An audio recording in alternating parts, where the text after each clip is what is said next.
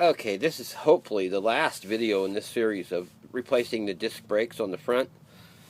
There's the old worn out ones. You can see how practically almost down to nothing, but still had a couple of weeks. Now what I wanted to show you was you got to be careful with this, is this drum is held on by the wheel nuts. So you got to make sure that stays in the right place when you're putting this on back here. If it's at an angle, it might give you grief, and then you could have problems back here. But these bolts back here, just make sure they're in straight. And it's not what I call gorilla tight.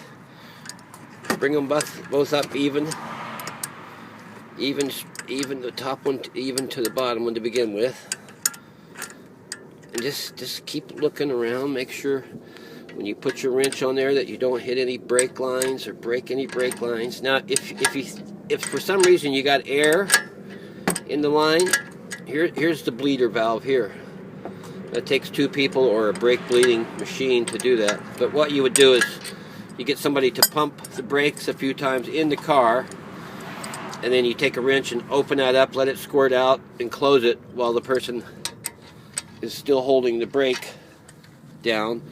So, it's a pretty good way of not getting air in the lines, but really you want a one-way return valve on there so that you can just the way of sucking air back in there. A little hose pipe goes into some brake fluid in a container, and that helps you keep the mess down too. Now, where is it? Is it there? Sorry. Trying to watch and film at the same time is a bit tricky sometimes. And this, my right hand right now is on the injured reserve list. Now that almost feels like it's not going in right. Now, I think this is a 14 mil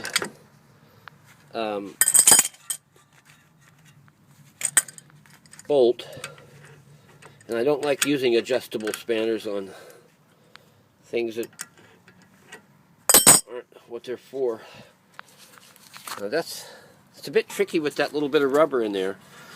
First one, where is it? The one on the top is fine, but the bottom one's just a bit trickier at the moment. So that's what I wanted to show you though, was the drum. Make sure the drum's up there nice and tight while you're doing that.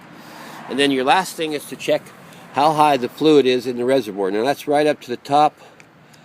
I might try and take a little bit of that out just because it shouldn't be that full.